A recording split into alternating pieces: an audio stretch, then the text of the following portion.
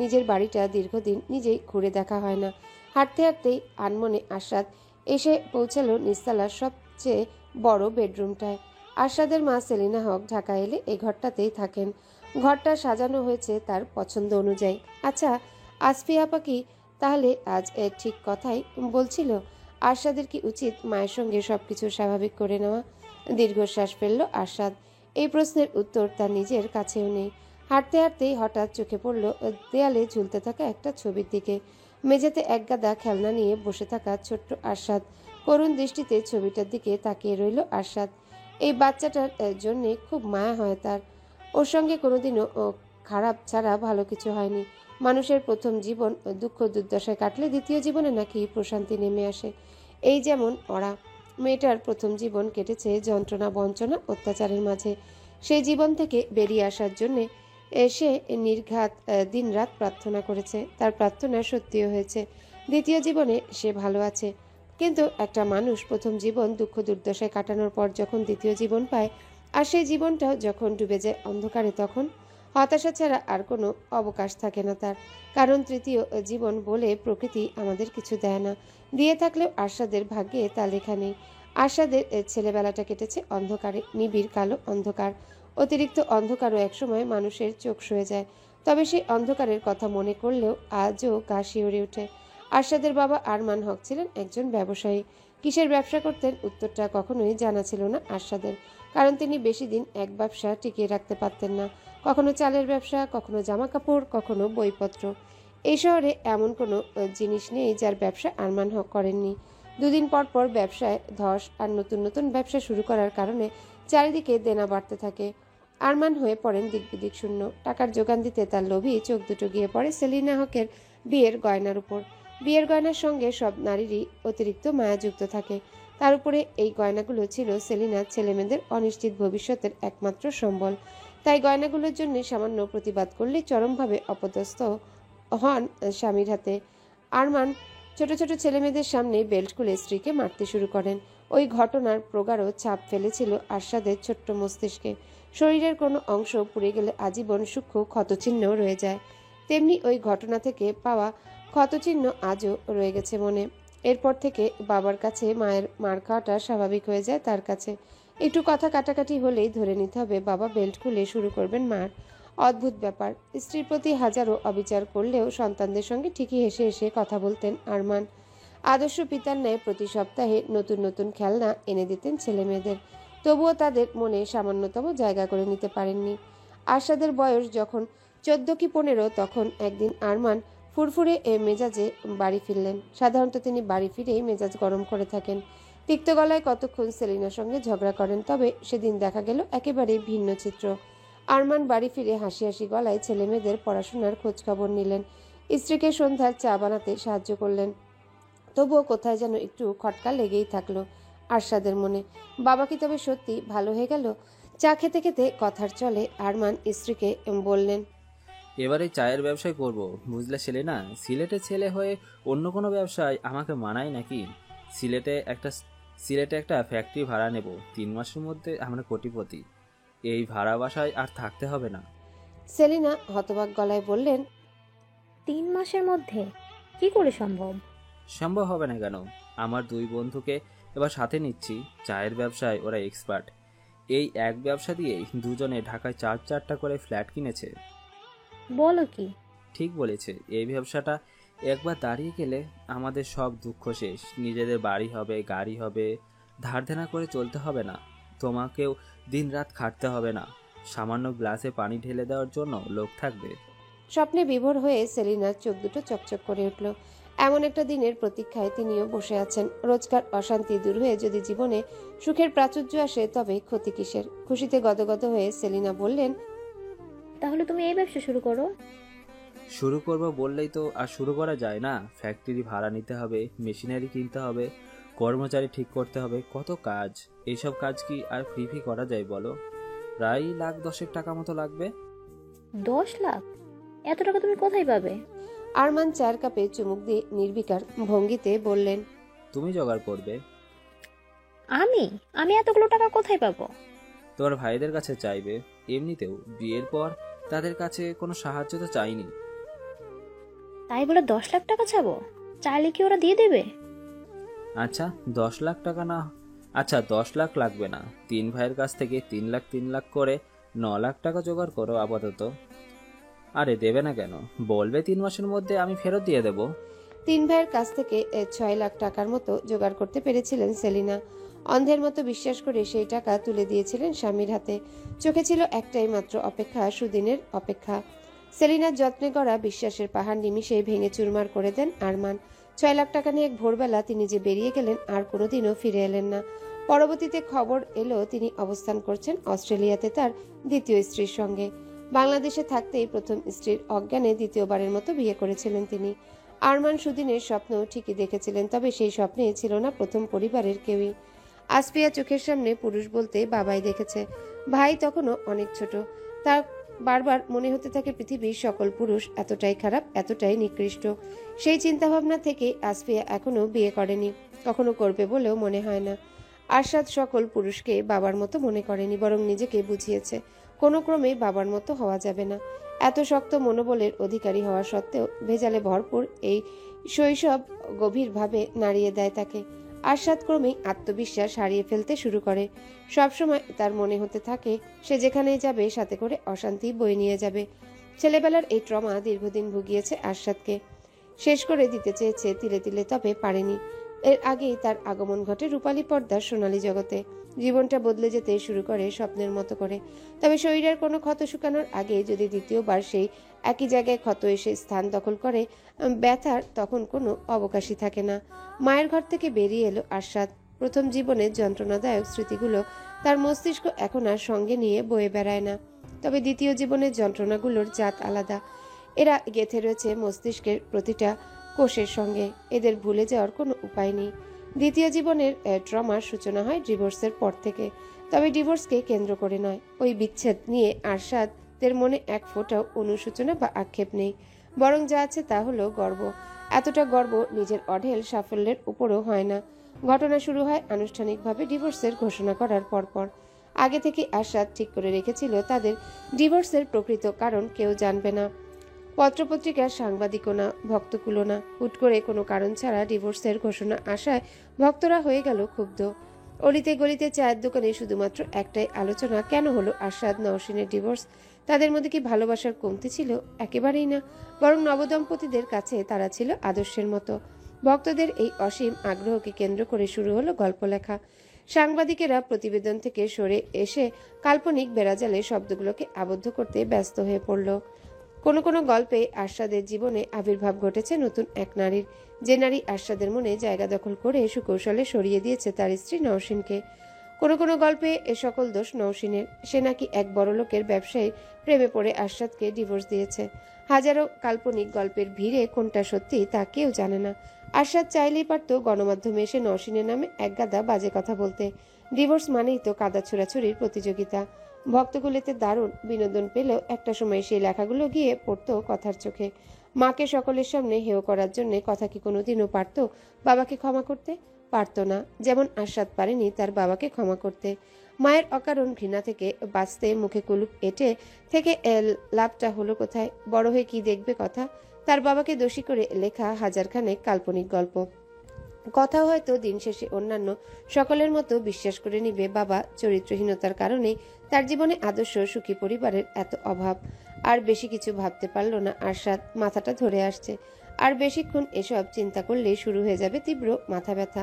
মনটাকে অন্যদিকে ঘুরিয়ে নিতেই টিভির সামনে বসলো আরশাদ। বহুদিন টিভি দেখা হয় না। গভীর রাতে তেমন কোনো ভালো প্রোগ্রাম থাকে না।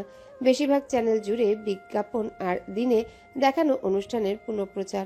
বেশ অনেকটা সময় জুড়ে চ্যানেল ঘোরাচ্ছে আরশাদ। সে জানে এই সময়ে দেখার মতো কিছুই পাবে না, তবুও সময় কাটানোর জন্য চ্যানেল ঘোরানো। হঠাৎ একটা চ্যানেলের ওপর স্থির হয়ে রইল তার চোখ দুটো। পুনঃপ্রচার করা হচ্ছে নওশিনের এক ইন্টারভিউ। নওশিনের চেহারা দেখারও বিন্দুমাত্র ইচ্ছে তার নেই। তবুও থেমেছে ইন্টারভিউতে নিজের নামটা শুনে। উপস্থাপিকা কৌতূহলের সঙ্গে নওশিনকে জিজ্ঞাসা করল, আপনার এবং আরশাদ হকের মধ্যেকার বর্তমান সম্পর্ক কেমন? নওশিন হাসি মুখে বলল, আমি আজরাতকে রেসপেক্ট করি একজন ভালো মানুষ হিসেবে, আমার কো অ্যাক্টর হিসেবে, আর অবশ্যই আমার সন্তানের বাবা হিসেবে। আরশাদও কি একই কথা বলবেন? সেটা তো আজ রাতে ভালো বলতে পারবে। আমি সব সময় চেয়েছি আমাদের মধ্যে স্বাভাবিক একটা সম্পর্ক রাখতে, ইভেন এখনও চাই। আমি চাই না আমার মেয়ে বাবা মায়ের তিক্ত সম্পর্ক দেখে বড় হোক। ডিভোর্স হয়েছে তো কি হয়েছে? ডিভোর্সের পেছনে তো অনেক কারণ থাকে, তাই বলে কি ডিভোর্সের পর মানুষটার সঙ্গে সম্মান দিয়ে কথা বলা যাবে না? উপস্থাপিকা বাড়তি আগ্রহ নিয়ে জিজ্ঞাসা করলেন। আপনার আর আরশাদ হকের কি ভবিষ্যতে এখনো কোনো সম্ভাবনা আছে? নওশিনের উত্তরটা শোনা গেল না, তার আগেই আরশাদের সামনে থাকা কাচের অ্যাস্ট্রে এসে আছড়ে পড়ল টিভির উপর। ঝনঝন শব্দ করে ভেঙে পড়ল দেয়ালের সঙ্গে ঝুলন্ত টিভিটা। রাগ ক্রমেই বাড়তে শুরু করেছে আরশাদের মাঝে। রাগে তার সমস্ত শরীর থরথর করে কাঁপছে। কানের দুপাশ দিয়ে যেন বাষ্প বের হচ্ছে। যেদিকে আরশাদ তাকাচ্ছে সেদিকে অগ্নি ঝরে পড়ছে। পকেট থেকে ফোনটা বের করলো আরশাদ। ইচ্ছে করছে এই মুহূর্তে ফোনটাকে আছাড় দিয়ে ভেঙে ফেলতে। তবুও বহু কষ্টে নিজেকে স্বাভাবিক রেখে ডায়াল করলো নওশিনের নাম্বারে। এই মানুষটার সঙ্গে সে এ জীবনেও কথা বলতে চায় না, তবুও বারবার পরিস্থিতি নওশিনের মুখোমুখি এনে দাঁড় করিয়ে দেয় তাকে।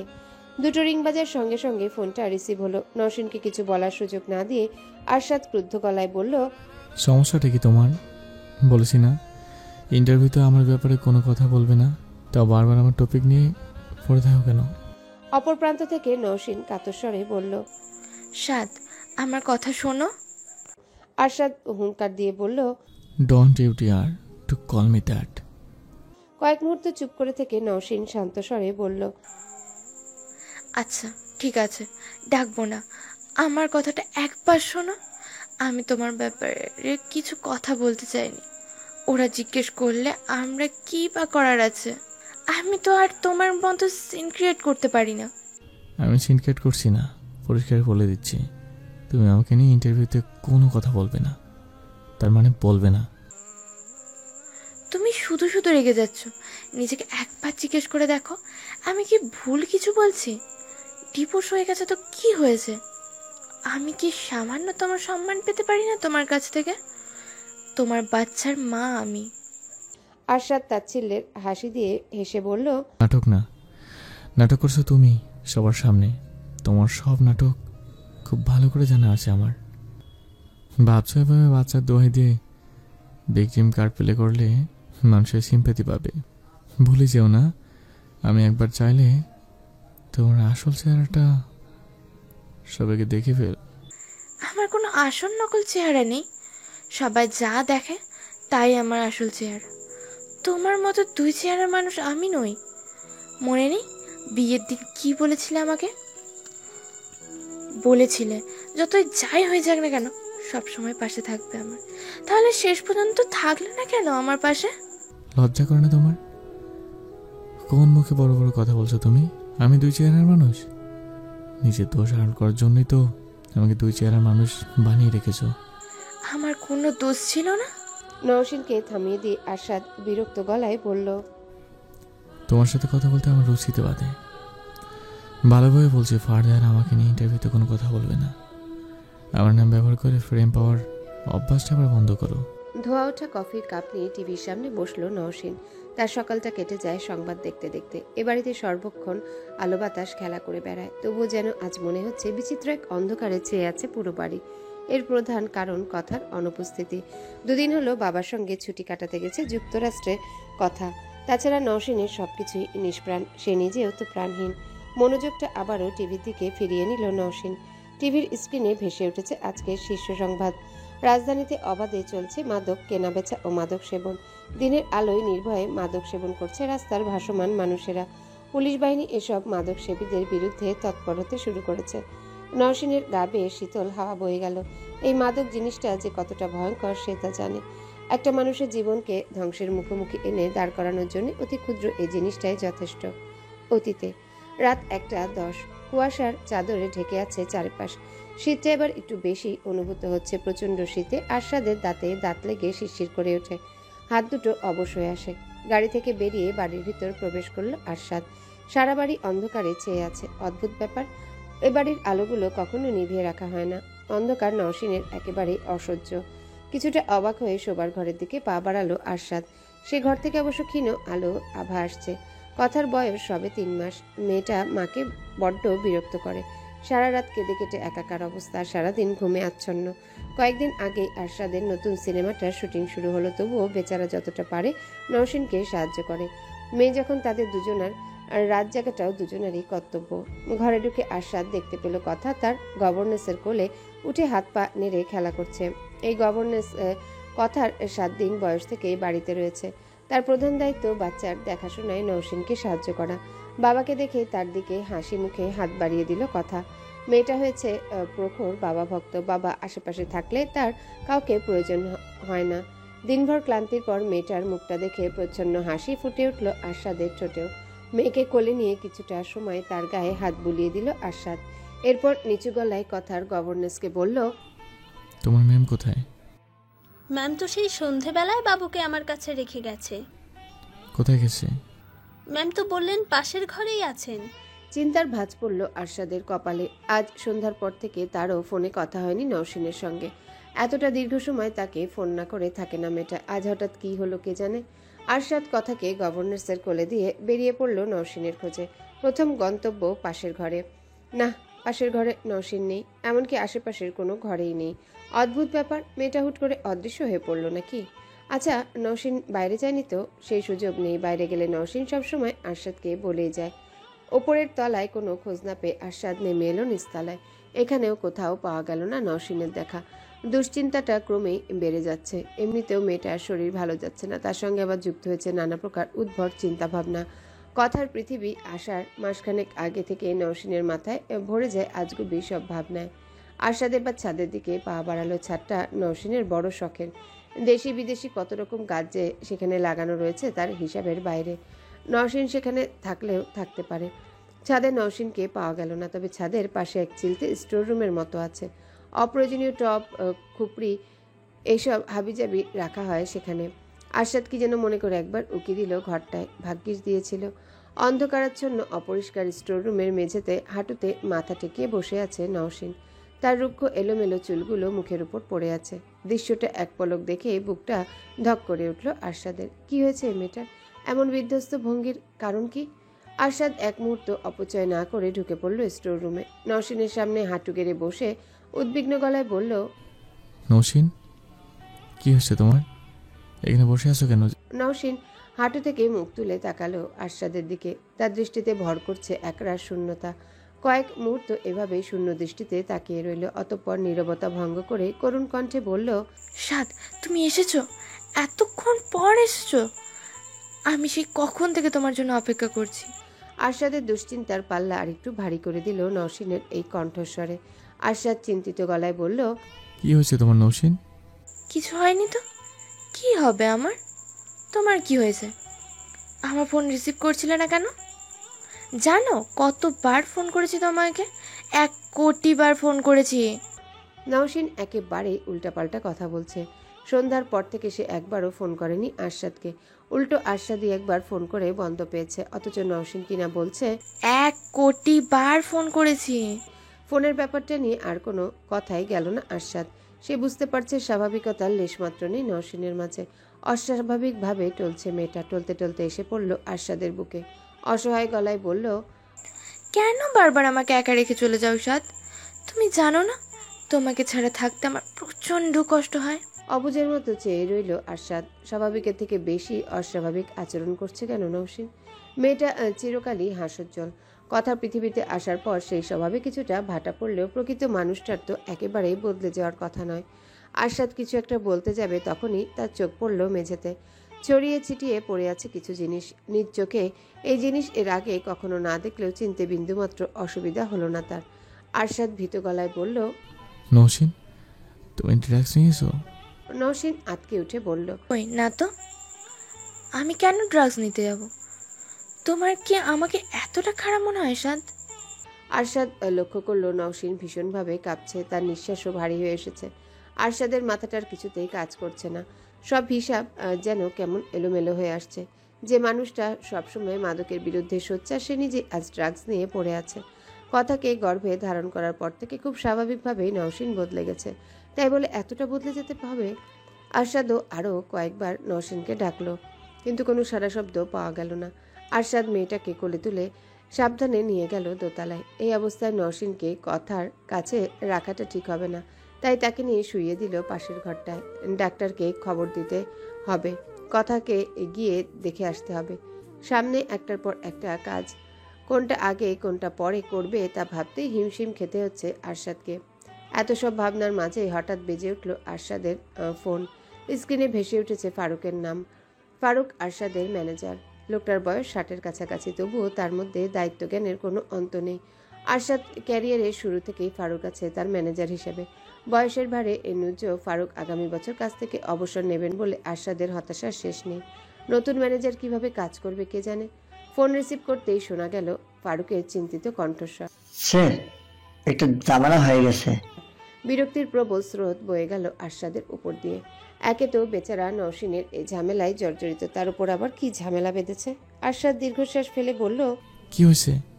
ফারুক ইতস্ততা করে বলল, ম্যাম, আজ সন্ধ্যায় জাগরণ পত্রিকার এডিটরকে ফোন করে বলছেন তিনি ড্রাগ নিচ্ছেন। আরশাদ হকচকিয়ে গিয়ে বলল, হোয়াট? জি স্যার, সাথে আবার একটা ছবিও পাঠিয়েছেন। বলে দিয়েছেন কালকে সকালের জন্য বড় বড় হেডলাইনে খবরটা ছাপা হয়। তর্জনী দিয়ে কপাল ঘষতে ঘষতে গভীর চিন্তায় ডুবে গেল আরশাদ।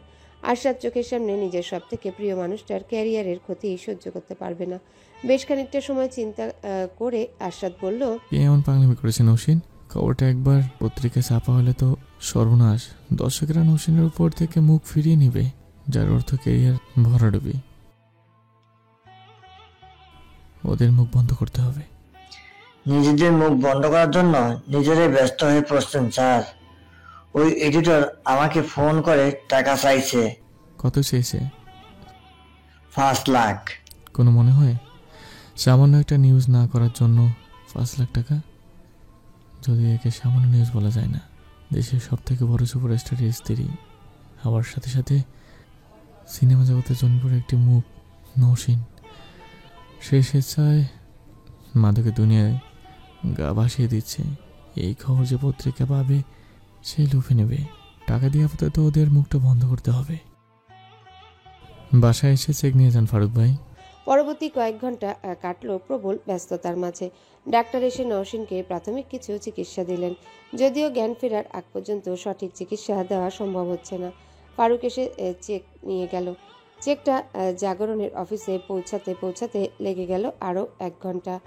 দিনভর শুটিং শেষে ক্লান্তি ছেয়ে গেছে আরশাদের সমস্ত শরীরে, তবুও চোখে এক বিন্দু ঘুম নেই। তার উদ্বিগ্ন চোখ দুটো স্থির হয়ে আছে নওশিনের উপর। ডাক্তার কি একটা ইঞ্জেকশন পুশ করে গেছেন তার শরীরে। মেয়েটা এখন শান্তির ঘুম দিচ্ছে। নওশিনের অপরূপ সুন্দর মুখটা জুড়ে খেলে বেড়াচ্ছে বিচিত্র এক স্নিগ্ধতা। গোটা একটা জীবন নির্বিঘ্নে এই মুখটার দিকে তাকিয়েই কেটে দেওয়া যায়। পুরোটা রাত 2 চোখের পাতা এক করতে পারল না আরশাদ। নওশিনের হাত ধরে তার পাশেই বসে রইল। রোদের তীব্রতা চোখের উপরে পড়তেই উঠে বসল নওশিন। মাথাটা তেজি ঘূর্ণির ন্যায় ঘুরপাক খাচ্ছে। চোখটা কচলে আশপাশটায় তাকাতেই সম্বিত ফিরে পেল নওশিন। মনে পড়ে গেল কাল রাতের কথা। মুহূর্তেই ধক করে উঠল বুকটা। হৃদস্পন্দন ক্রমেই বেড়ে যাচ্ছে। জীবনের সব থেকে বড় ভুলটা সে করে ফেলেছে কাল রাতে। আচ্ছা, আরশাদ কি কোনোভাবে জানতে পেরেছে ভুলটার কথা? জানলে নির্ঘাত কোনোদিনও ক্ষমা করবে না তাকে। আরশাদকে আশেপাশে কোথাও দেখা যাচ্ছে না। কোথায় আছে ছেলেটা? কাল রাতে তো নওশিন স্টোর রুমে ছিল, সেখান থেকে এখানে এলো কি করে? কথা কোথায়? কথা ঠিক আছে তো? একসঙ্গে হাজারো প্রশ্ন ঘুরপাক খাচ্ছে তার মস্তিষ্কে। লম্বা একটা শ্বাস নিয়ে নওশিন বেরিয়ে গেল ঘর থেকে। সর্বপ্রথম খোঁজ নিতে হবে কথার। ছোট্ট মেয়েটা জন্মের পর থেকে এতটা দীর্ঘ সময় মাকে ছাড়া থাকেনি। পাশের ঘরে প্রবেশ করতেই দেখা পাওয়া গেল হাস্যোজ্জ্বল কথার। স্বস্তির নিঃশ্বাস ফেলে এগিয়ে গেল নওশিন।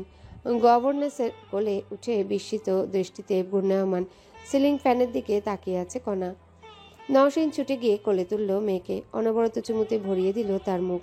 কিছুটা শান্ত হয়ে গভর্নেন্সকে উদ্বিগ্ন কণ্ঠে জিজ্ঞাসা করল, ও রাতে কিছু খায়নি? স্যার এসে পাউডার মিল্ক বানিয়ে দিয়েছেন ম্যাম, বাবু ওটাই খেয়েছে। অনুতপ্ততায় কেঁপে উঠল নওশিনের সমস্ত অন্তরাত্মা। জন্মের সময় কথার ওজন ছিল স্বাভাবিকের চাইতে কম। ডক্টর কড়া ভাষায় বলে দিয়েছিলেন বাচ্চাকে যেন পাউডার মিল্ক না দেওয়া হয়। তার সঠিক বৃদ্ধির জন্য প্রথম 6 মাস অন্তত মায়ের দুধ প্রয়োজন। আর সেখানে নওশিন বাড়িতে উপস্থিত থাকা সত্ত্বেও মেয়েটাকে পাউডার মিল্ক খেতে হলো। নিজে হাত মুখ ধুয়ে মেয়ের যত্নে অনেকটা সময় ব্যয় করলো নওশীন। নিজ হাতে গোসল করিয়ে দিল, খাইয়ে দিল।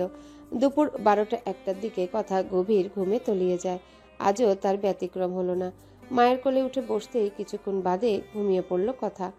নওশীন এবার বের হলো আরশাদের খোঁজে। আরশাদ বসার ঘরে টিভির সামনে বসেছিল। নওশীন গিয়ে পাশে বসতেই ফোন নিয়ে ব্যস্ত ভঙ্গিমায় উঠে চলে গেল। এতটা মর্মাহত নওশীন এ জীবনে হয়নি। একটা ভুলই না হয় করেছে, তাই বলে তাকে এভাবে এড়িয়ে যাবে তার সব চাইতেও প্রিয় মানুষটা? কিছুক্ষণ বাদে আবারও আরশাদকে পাওয়া গেল বাগানে। এ বাড়ির বাগানে প্রকাণ্ড এক দোলনা আছে। দোলনায় বসে সুইমিং পুলের স্বচ্ছ নীলাভ জলের দিকে তাকিয়ে আছে আরশাদ। নওশীন গিয়ে বসলো তার পাশে। তবু আরশাদ চোখ তুলে তাকাচ্ছে না তার দিকে। তার দৃষ্টি এখনো আবদ্ধ হয়ে আছে জলের দিকে। নওশীন আহত গলায় বলল, তুমি কি আমার উপরে রাগ করেছো সাদ? আরশাদ গম্ভীর গলায় বলল, না। তাহলে কথা বলছো না কেন? আরশাদ শুকনো গলায় বলল, কথা বলার কোনো কারণ নেই, তাই বলছি না। নওশীন অসহায় গলায় বলল, সাদ প্লিজ, আমার উপরে রাগ করে থাকলে রাগটা প্রকাশ করো, আমাকে বকাঝকা করো, কিন্তু প্লিজ আমার সঙ্গে কথা না বলে থেকো না। তুমি ড্রাগস নিয়েছো কেন? I am sorry. Sorry can not be an answer. আমি জানি সাদ। নওশীনকে থামিয়ে দিয়ে আরশাদ অবিশ্বাসের সঙ্গে বলল, আমার তো বিশ্বাসই হচ্ছে না নওশীন, তোমার মতো একটা মানুষ ড্রাগস নিচ্ছে, যেখানে তুমি সবসময় ড্রাগসের বিরুদ্ধে কথা বলো। আমি এখনো ড্রাগসের বিরুদ্ধে সাদ, কিন্তু কথার মাঝপথেই থেমে গেল নওশীন। কেমন অন্যমনস্ক হয়ে তাকিয়ে রইল মাটির দিকে। আর কিছু বলার মতো ভাষা যেন তার জানা নেই। আরশাদ তাচ্ছিল্যের হাসি হেসে বলল, তোমার কাছে এসবের কোনো ব্যাখ্যা নেই, তাই না? আচ্ছা সাদ, আমি পাগল হয়ে যাচ্ছি, নিজের মধ্যে নেই আমি। I think I need help. মানে? নওশীন দীর্ঘশ্বাস ফেলে পরিষ্কার গলায় বলল, ইদানিং আমার খুব ডিপ্রেসড লাগে, একা একা থাকতে কষ্ট হয়। এমনটা সবসময় হয় না, তুমি যখন আশেপাশে থাকো সব তখন ঠিকঠাক। এই যেমন এখন আমার কোনো কষ্টই নেই, কিন্তু তুমি শুটিংয়ে গেলেই কষ্ট হয় আমার, দম বন্ধ লাগে, নিজের মধ্যে থেকেই হারিয়ে যাই আমি। গর্ভাবস্থার পরবর্তী সময়ে কিছু মায়েদের ডিপ্রেশনের মুখোমুখি হতে হয়। হতে পারে এই ডিপ্রেশন সাময়িকী, আবার কখনো কখনো তা হতে পারে দীর্ঘ সময়ের জন্য। পরিবারের নতুন সদস্যকে নিয়ে আমরা এতটাই আনন্দে থাকি যে মায়ের মানসিক অবস্থার কথা চিন্তা করার কোনো অবকাশই থাকে না আমাদের মাঝে। নওশীনের ক্ষেত্রেও এর ব্যতিক্রম কিছু হয়নি। নওশীন আবারও ভীত গলায় বলল, কাল বিকেল থেকে প্রচণ্ড কষ্ট হচ্ছিল, আমার হাত পা সব যেন অবশ হয়ে আসছিল। আমি বুসরাকে ফোন করে বললাম আমার খারাপ লাগার কথা। বুসরাকে মনে আছে? আমার স্কুল লাইফের ফ্রেন্ড। এতক্ষণ আরশাদ মনোযোগী শ্রোতার ন্যায় তাকিয়েছিল নওশীনের দিকে, যেন তার বলা একটা শব্দ না শুনলে অনর্থ হয়ে যাবে। কথার মাঝে নওশীনের এই প্রশ্নে আরশাদ কেবল হ্যাঁসূচক মাথা নাড়ল। নওশীন আবারও বলল, প্রেগনেন্সির পরবর্তী ডিপ্রেশন নাকি খুব নর্মাল, ওরও এমনটা হয়েছিল। বাচ্চার দিকে কোনো মনোযোগ দিতে পারতো না, তখন বুসরা ওই জিনিস নিয়েছিল, 2-3 বার নিয়েই কাজ হয়েছে। ও আবারও স্বাভাবিক জীবনে ফিরে গেছে। বুসরাই তো ওর ট্রাক ড্রাইভারকে দিয়ে জিনিসটা পাঠিয়ে দিল। আরশাদ ছোট দীর্ঘশ্বাস গোপন করে বলল, এসব কথা আমাকে আগে বলো না কেন নওশীন? এমনিতেই তুমি অনেক ব্যস্ত, তার উপরে আবার। নওশীনের কথা শেষ হবার আগেই আরশাদ তাকে জড়িয়ে ধরে বলল, তোমার জন্য কখনো আমার সময়ের অভাব হয়েছে? নওশীনও দুহাতে পরম আবেশে জড়িয়ে ধরল আরশাদকে। তার সকল শূন্যতা যেন পূর্ণতা পায় এই মানুষটার বুকে। বলো হয়েছে? না। আরশাদ বলল, তাহলে তোমার কোনো কষ্ট হলে সেই কথা সবার আগে আমার জানার অধিকার। বললাম তো ভুল হয়ে গেছে। আরশাদ নওশীনের মাথায় হাত বুলিয়ে দিয়ে বলল, আচ্ছা এক কাজ করি, আগামী সপ্তাহে শুটিং ক্যান্সেল করে আমরা কোথাও ঘুরতে যাই। এই সময়ে? অসুবিধা কি, ঠিক করে ফেলো কোথায় যাবে। না সাদ, তোমার শুটিংয়ে অনেক ক্ষতি হয়ে যাবে। সেটা নিয়ে তোমাকে চিন্তা করতে হবে না, আমার বউয়ের প্রায়োরিটি সবার আগে। বর্তমানে পুরনো দিনের কথাগুলো ভেবে শিউরে উঠল নওশীন। জীবনটা এত সুখময় ছিল, ভাবলে নিজের প্রতি নিজের হিংসা হয়। আরশাদের ভালোবাসা ছিল তার সব থেকে বড় সম্পদ। সে তো চাইলেই পারত ওই সময়টাই নওশিনের পাশে না থেকে তার বিপক্ষে চলে যেতে, নওশিনের এই বিরাট ভুলটা নিয়ে তার সঙ্গে তুমুল ঝগড়া বাঁধিয়ে দিতে, ভুল বোঝাবুঝির পাল্লা ভারী করে তার উপর থেকে মুখ ফিরিয়ে নিতে। এইসব ভালোবাসার পরিপন্থী বলে আরশাদ নওশিনের পাশে থাকে, এত বড় সত্যিটা দুনিয়া থেকে আড়াল করে রাখতে সর্বোচ্চটা করে। ডিপ্রেশন থেকে বেরিয়ে আসতে সর্বোচ্চ সহায়তা তাকে আরশাদই করেছে।